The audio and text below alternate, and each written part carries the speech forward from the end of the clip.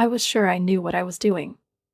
Everything in my life, every detail, every step, was always carefully thought out, as if I were building my reality from perfectly fitting bricks. But what do you do when that meticulously constructed edifice starts to crumble? When the secrets you've worked so hard to keep begin to surface, and your husband, who once was your ally, turns into a traitor? When your own mother takes the other side, supporting the one who's taken everything from you, even your son? I used to think that my struggle was just a high-stakes game where the losers only forfeited money. But today, I realize this isn't a game at all. It's a battle for my soul, for the right to be myself. And now, I have only one option left, to win, no matter the cost. My name is Joe, and I've finally stopped pretending that my marriage wasn't an elaborately constructed lie. I remember how long I turned a blind eye to everything happening around me. The smallest details, as if they never mattered, suddenly became undeniable truths, like stones rolling down a mountain. All these years, I believed that if I was good enough, patient enough, attentive enough, everything would eventually fall into place. But at some point, I realized that falling into place would never happen. And when that realization hit, there was no sigh of relief, no inner enlightenment, only a cold sense of betrayal and disappointment that pierced me to the core. "You're acting like a child," Travis said, his voice dripping with the condescension he had perfected over the 12 years of our marriage. I might have called his tone authoritative, but that would be too kind. He always carried himself with such confidence, so patronizing, as if this whole life was his game, and I was just a pawn. He relished that tone, thrived on control, as if he genuinely believed that everyone around him existed solely to serve his plans and ambitions. His gaze swept over me, as though I was merely an insignificant detail in the larger picture he had crafted. "That's why you'll never be more than Daddy's little project." Those words cut through me like a knife. In that moment, it became clear that I hadn't been here, in this house, in this marriage, for myself. I was just another piece of someone else's perfect picture, where everything had its place: the husband, the house, the kids, the accomplishments, but it was all just a mirage, created to please someone who always thought the world should bend to his vision. Our son, Al, clung even tighter to his father. His small fingers gripped his dad's jacket, and I felt the air grow heavy in my lungs. The tension in the room was suffocating. Al, my little boy, didn't understand what was really happening, but he could feel how the atmosphere around us thickened, how it became charged with something ominous. He was like a sponge, absorbing all the complex emotions we couldn't, or wouldn't, express in words. Better to be Daddy's project manager than a treacherous fraud. I recoiled, my hands trembling as I gripped the edge of the mahogany dining table. I didn't know how to respond to that vile provocation, how to fight back against this endless humiliation we had created together, which I had believed in for all these years. I had to mean something, didn't I? I had earned my place, at least. I couldn't allow myself to be trampled again, and though I didn't yet know how, something inside me had already shifted, something that felt like it could destroy everything. Travis's face flushed red.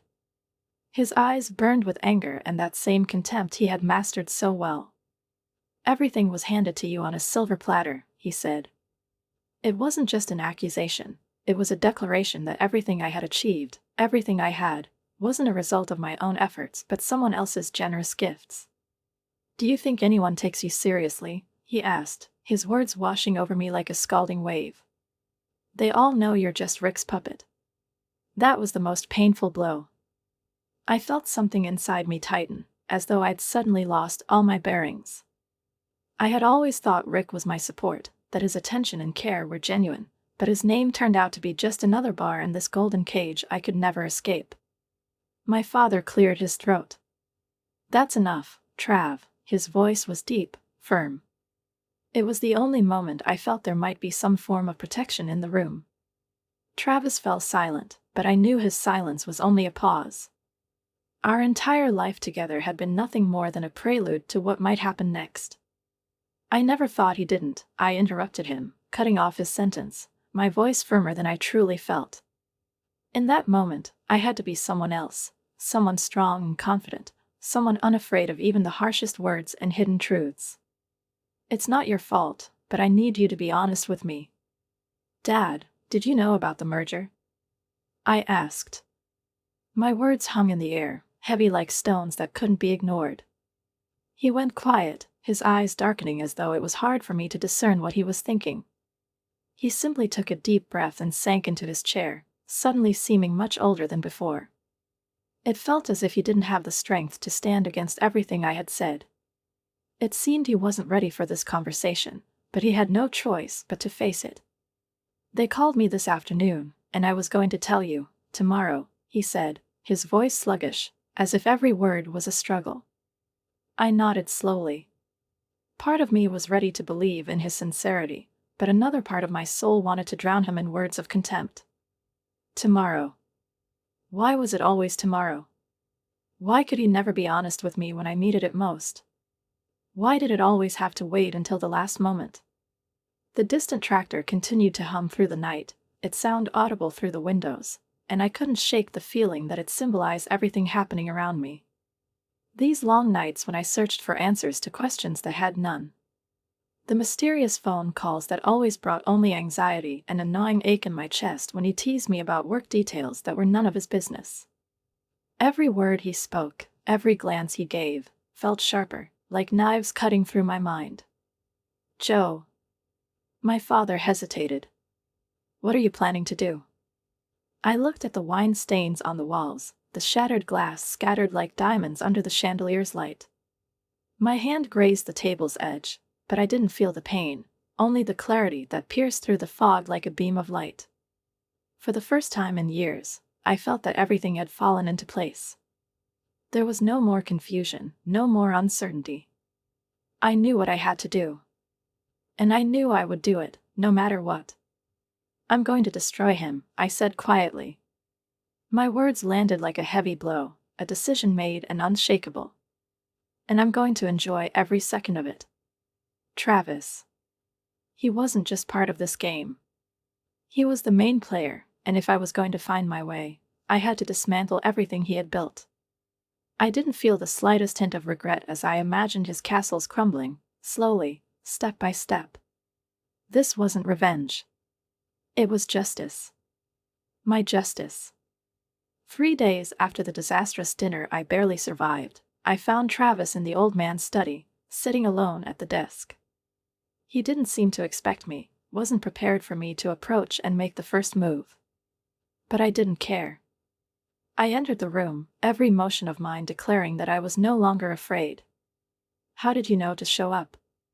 I asked, my tone restrained, though a trace of bitterness lingered in my voice. I knew he didn't expect me to notice all the little things, but I couldn't stop now. I was too close to the moment, too deep in places I should never have been. Elena called me and said you might need backup this morning, Nate continued, leaning against the doorframe. His voice was calm, almost indifferent, as if we were discussing something trivial. But I knew he understood the gravity of the situation. I had always admired him for that, for seeing more than others did, for being attentive in a way no one else could be. A smart woman, your mother-in-law. Smarter than I was, Nate said with a hint of respect, though it wasn't directed at me.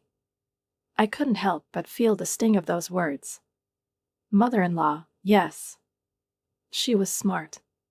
Very smart. But perhaps too smart to be genuine.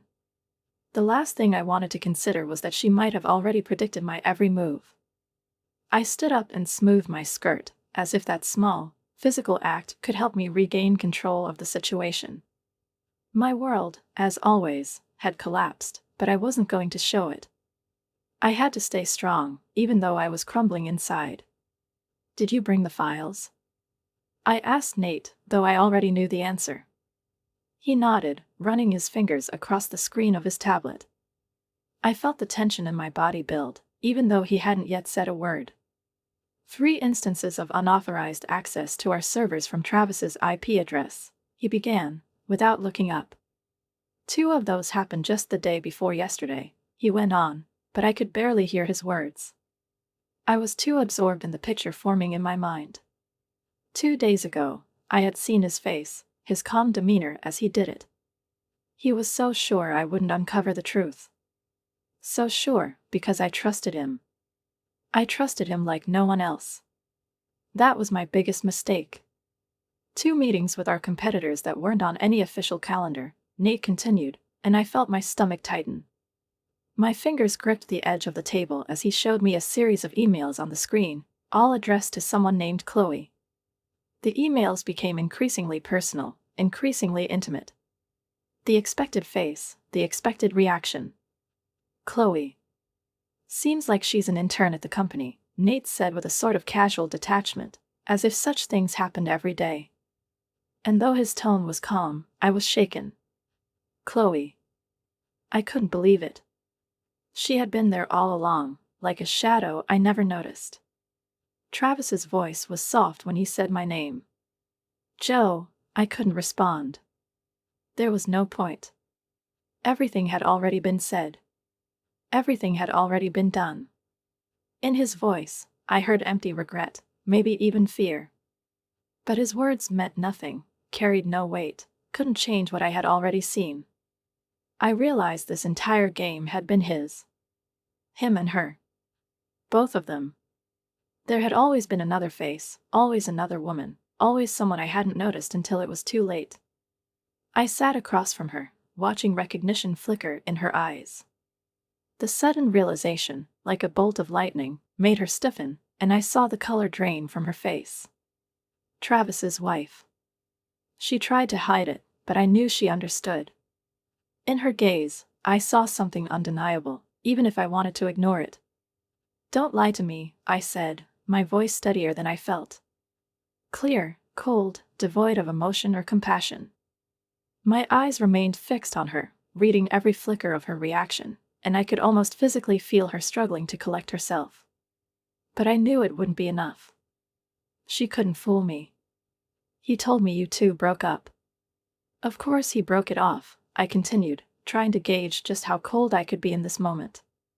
It felt as though I was talking about something impersonal, not the breakup that had been so painful for me, so significant for our future, a simple fact, requiring no elaboration. I pulled out my phone and found a recent photo. It was of Travis and me at our son's kindergarten graduation, beaming as if nothing could shatter that moment. Travis's arm was around my waist, and we both looked happy. The camera had captured that fleeting second of joy and hope, which now, I realized, was so fragile. That was 3 weeks ago. Tears welled up in her eyes, and I could see her heart racing. It was all so evident on her face, so stark that I could almost feel her fear. I'm so sorry, she said, her voice trembling. She didn't need to finish. I already knew she was only sorry to find herself in this room. She didn't know. She didn't know how he had deceived me, and perhaps she didn't realize she was part of his game, too. He told me you were cruel to him, she continued. That you used your father's company to destroy his career. Her words were like a bitter potion, handed to me slowly, forcing me to pretend I didn't hear the laughter bubbling up in my throat. It was bitter, bitter like the black coffee I drank that morning, my thoughts just as dark as they were now. He also told you about accessing confidential files, about using company information to sabotage business deals, didn't he? She whispered, as if she didn't believe her own words. I felt the pieces moving in my mind like a chessboard where the moves were already too late. I searched for an answer but found only one thought: how dare he? And at the same time, a chilling realization came over me: the game wasn't over. It was just beginning. The pain didn't come from her words, it came from the fact that I had stopped believing in truth long ago, even in my own home. He had told me everything would be fine, that we just needed to hold on a little longer, to wait, and everything would work out. But behind that sweet lie was something much darker, something I hadn't wanted to acknowledge until it was too late. And now she sat before me, tears streaming, as if trying to shoulder some of the guilt that was never hers to bear. I met her gaze. There was no strength, no fight in her eyes. Only uncertainty and confusion. But I knew she had never hoped for victory. All of these manipulations, everything Travis had so carefully concealed, was becoming clear. He had used her, just as he had used me. And now, it was time for him to pay for all his sins. The silence in the room grew thick, the air heavy, almost viscous. My breathing remained steady, my eyes fixed on her face. I waited for her to realize that the words she had spoken no longer mattered. Everything had already been said. Outside, the autumn air was crisp, and for the first time in a long time, my lungs filled with freshness, as if nature itself was trying to cleanse me. I took a deep breath, trying not to think about what lay ahead, but my thoughts kept circling back to this moment, the moment when everything I had once considered part of my life fell apart. Travis, his actions, his lies, they were all part of an intricate, tangled web I had wandered into.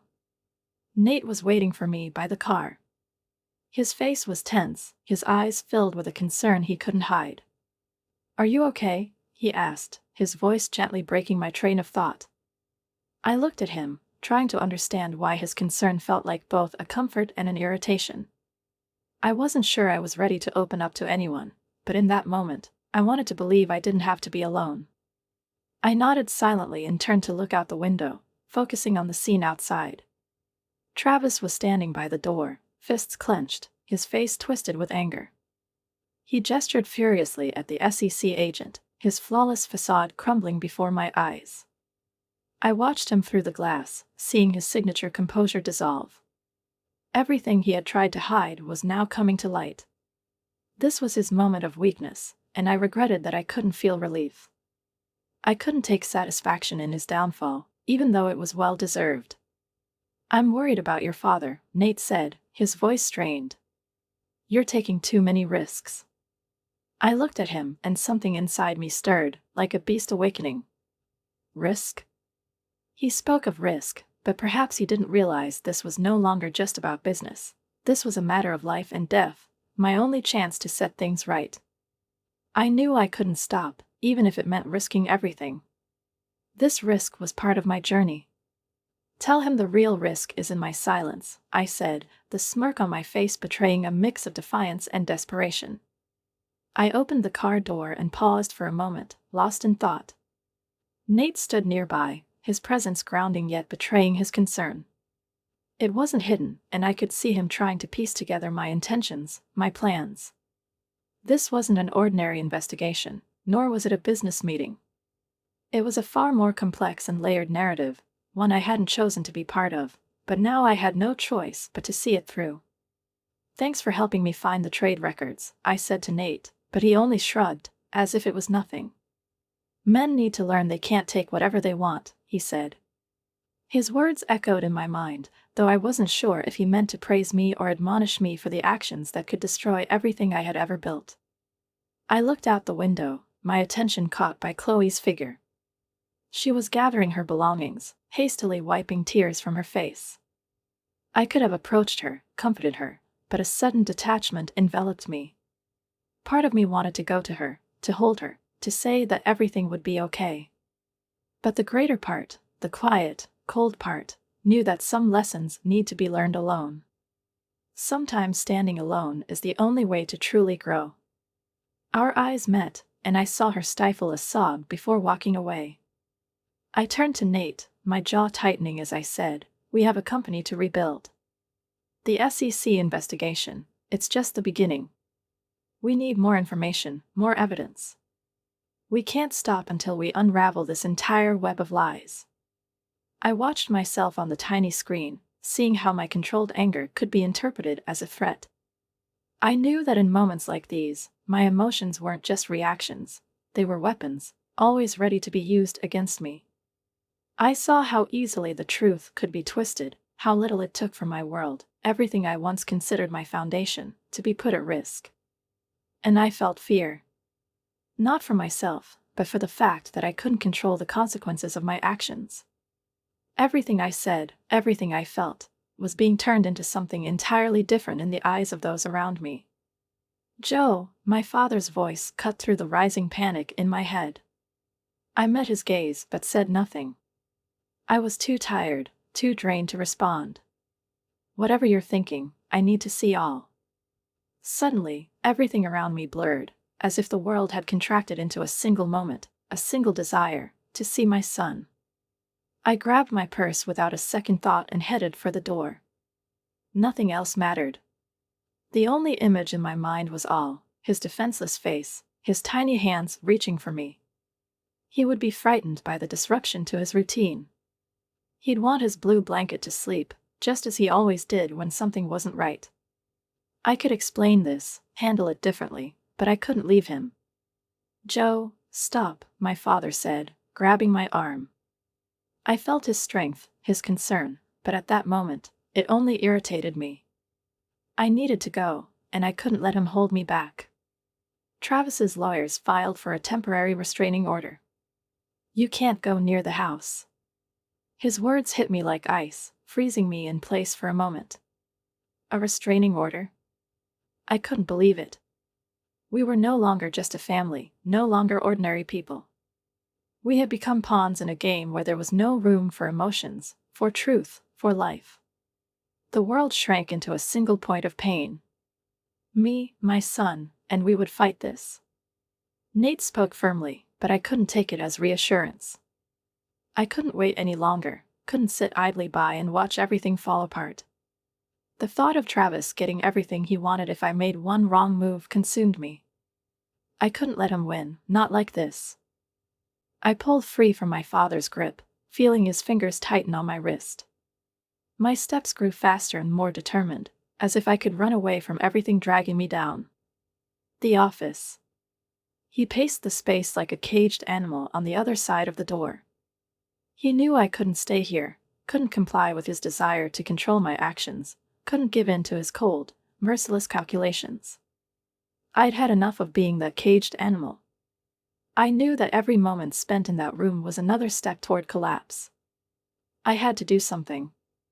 And no matter how hard he tried to stop me, I couldn't turn back. "Joe, when all this is over, let Al know about his grandmother," my father said, his voice quiet but tense, like a string ready to snap. He was trying to fix something, but I felt his words lose their power the moment they left his lips. His will no longer had the iron resolve it once did. Whatever he was trying to do, it wouldn't change anything. We were on the brink, and all we could do now was try to minimize the damage, not reverse it. I nodded without answering and kept moving, as if I were part of the restless current dragging me further into the abyss. The cafe door jingled, and I felt his presence before I saw him. Travis entered, as always, with that impeccable confidence that allowed him to walk into any room and command attention. But this time, his steps faltered. He noticed me sitting with his mother. The look was fleeting, but I saw the shift in his face. All his usual defenses, his cold detachment, simply vanished, leaving him as vulnerable as anyone else. His steps slowed, and I felt the tension around us thicken. "What's going on here?" His voice was strained, with a faint edge of surprise and irritation. "Can't I have coffee with my daughter-in-law?" Elora, sitting across from me, answered him. Her voice was perfectly measured, calm yet tinged with concern, slightly defensive, like someone well-practiced in protecting themselves from unexpected attacks. "Not when there's a restraining order," I said, looking directly at Travis. My voice was steady, but inside I was burning, the fire consuming everything around me. Travis turned to me, his jaw clenched. There was something wild in his eyes, something impossible to ignore. He looked like he wanted to tear me apart, but all his efforts amounted to empty threats. "Leave," he hissed, and I felt his words pierce through me. But I couldn't, and I wouldn't, leave. I glanced at the clock. I had 4 minutes left before violating the restraining order, but I didn't feel fear. I wasn't afraid of Travis. I was only afraid that this could become my life forever.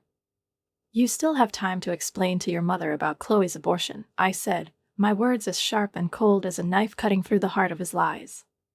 His face flushed, and I saw his hands clench into fists. He looked like an animal cornered with no way out. But I didn't stop. Eleanor gasped, her voice trembling as she spoke. "She's lying," she cried, her words loud, full of fear and desperation. But they sounded more like she was trying to convince herself, not me. I stood slowly and walked over to the table, where the bank transfers from her mother's pension account lay. I knew these documents were the key to toppling their entire empire. They were proof of the fire they had been playing with for years until it finally burned everyone around them. "Tell me, Travis," I said quietly, placing the papers on the table without breaking eye contact. "What does your PR team think about this? Will they be able to handle what I know now?" I realized then that victory and defeat were sometimes the same thing, so unexpected, so cruel. In the holding cell, the air reeked of despair and cheap disinfectant, the scent so strong it seemed to seep into my lungs, into every fiber of my being. I pressed my forehead against the cold concrete wall, trying to process how everything had gone so catastrophically wrong. My entire life, my struggle, everything I had built had collapsed like a house of cards. How did I get here? How? These questions played over and over in my mind, offering no solace. I couldn't answer them. I couldn't understand why, despite all my efforts and plans, I had been dragged into this nightmare. Everything had changed so quickly and ruthlessly. My father's lawyer stood on the other side of the bars. His voice echoed hollowly in the empty cell. His path, Nate began through the bars, his voice almost weary. I could feel how hard this was for him, how difficult it was to speak. He seemed trapped, just like me. Just a dead end. They found all. His words hit me like a bolt of lightning. I didn't understand at first what he meant.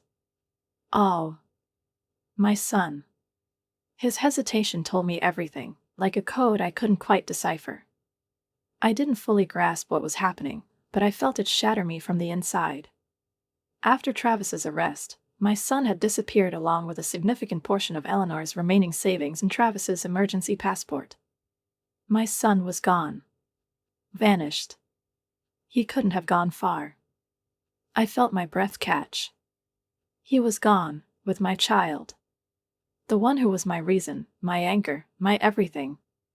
Nate, like me, couldn't accept it. He proposed every possible measure to find him. Airports were alerted. Travis couldn't hide, no matter how hard he tried. But even so, I knew that in this moment, we had all become pawns in someone else's game, and all I could do was pray. Pray that my son was alive, that he was safe. That he wouldn't become another victim of the madness unfolding around me. "He won't go through the airports," Nate said, as if to reassure me, though his voice was almost devoid of conviction, as though he didn't believe it himself.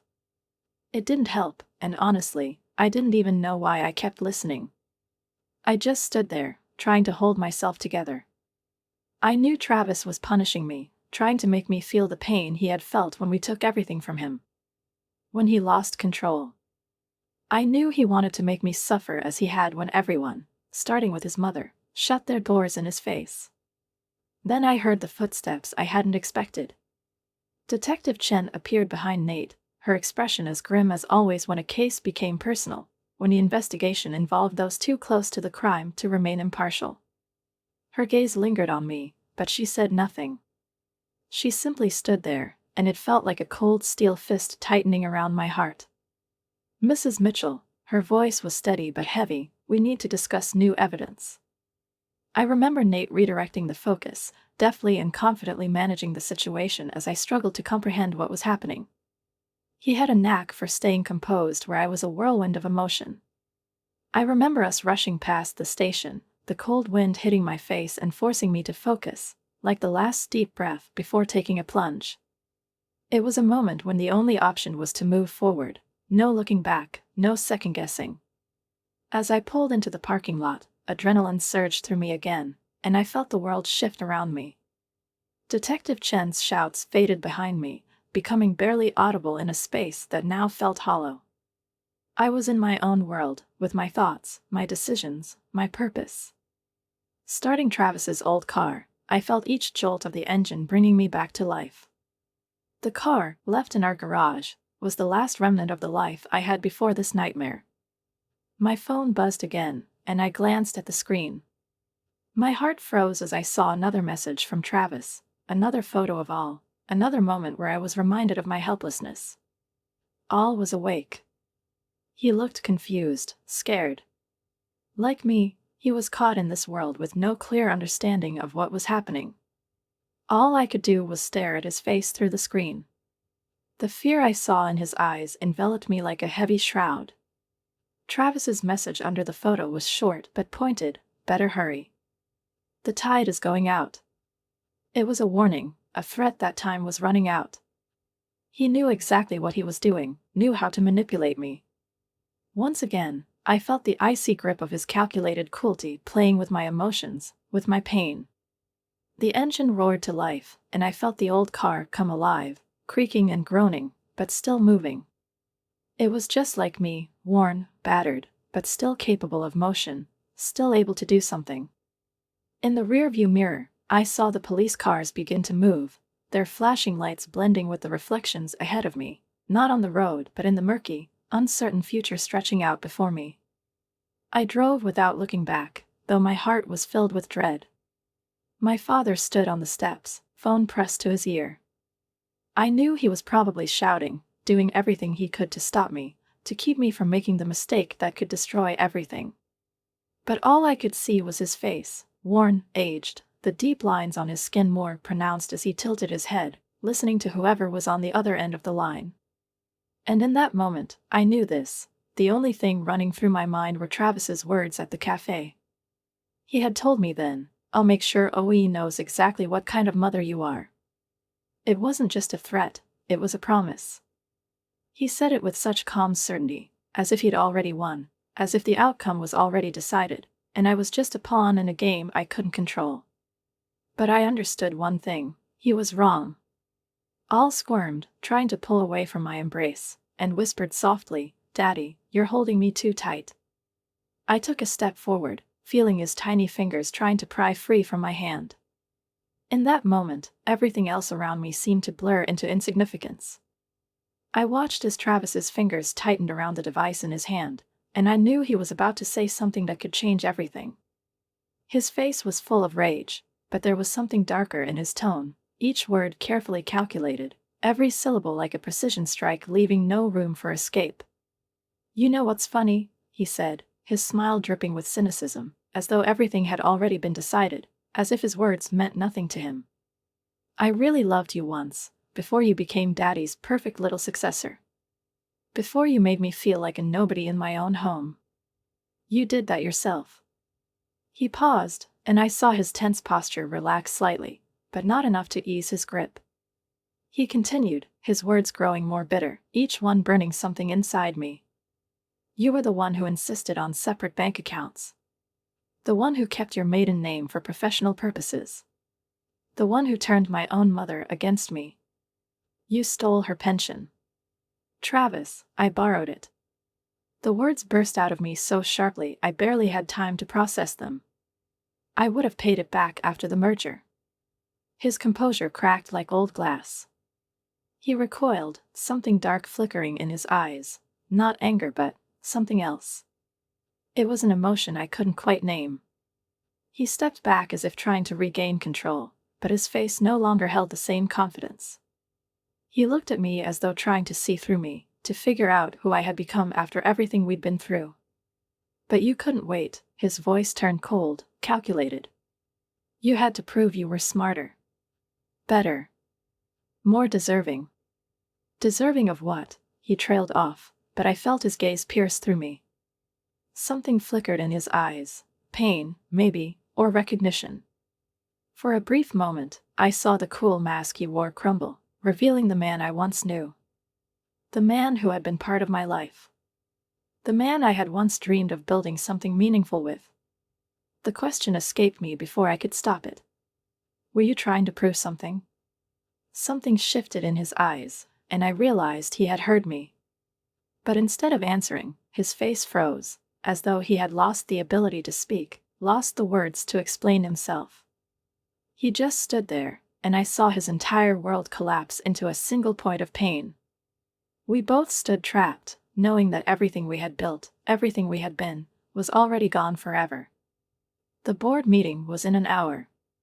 Nate reminded me of it, calm and composed as always. He was the anchor in this chaos, the solid ground I needed to keep from being swept away by the maelstrom. Recovery plans post-merger, restructuring, new strategies. They would want to discuss all of it. But in that moment, I knew they could wait. Their time would come. For now, the only thing that mattered was here, in this moment, with my son. I knelt in front of all, adjusting his little tie.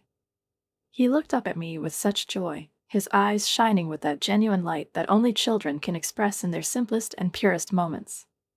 Today was all about ice cream for him, and my thoughts drifted across this moment like gliding over clear water. We were safe, even as the storm raged around us. I was ready to give anything to keep that light from fading in his eyes, to prevent his childhood innocence from colliding with reality as mine once had. I glanced back at Travis. His face was softened, and there was something familiar about it that made me pause for a moment. He was watching us, as he always did, with that same detached interest, as if our lives were just pieces in his personal drama. But this time, his gaze was different. There was something in it that made me think he wasn't as confident in his actions as he seemed.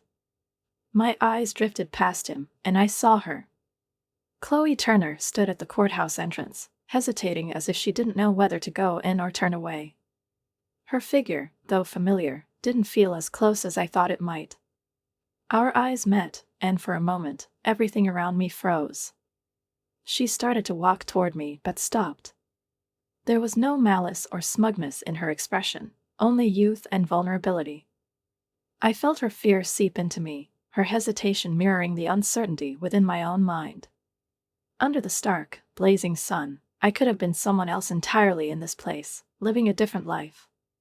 But now, standing before me was this girl, her life, her choices, and I suddenly realized how much I owed her for coming here, for deciding to face me. I glanced at Nate and, without waiting for a reply, said, "Go ahead. I'll catch up. There's something I need to say." My steps carried me toward Chloe. She still stood with her arms crossed in front of her, as if trying to steady herself against an unseen force threatening to knock her down. As I approached, she looked at me, her face soft, filled with regret and uncertainty. She seemed so young and vulnerable, as if her entire world depended on what I might say or do next. "I just wanted to say I'm sorry for everything," she said, her voice quiet, almost inaudible. Her words were perfect. Melancholic, gentle, as though she were trying to cover up everything that had been said and done. I listened to her, but a different response played in my mind, one I couldn't voice. It was all more complicated than she could understand. He seemed to her like the man he had worked so hard to appear to be. But I knew the truth she couldn't yet grasp. "I know," she continued, "that he seemed like he was struggling." The words were carefully chosen, but as she said them, I noticed her gaze flickering, as if she didn't believe what she was saying. She was trying to convince me that things weren't as I thought, but inside, I had already made my decision. This is what makes men like Travis so dangerous. He could manipulate people, pulling them into his game, no matter the destruction and pain he left behind. He was a master at making others doubt their feelings, their choices. And now, as I stood before Chloe, I understood that she was just another link in the chain of his manipulations. I turned my gaze back to Al, who was already climbing into my father's car, still chatting about ice cream flavors, while I felt the world I once lived in slipping away from me. It was as though I no longer belonged to this reality.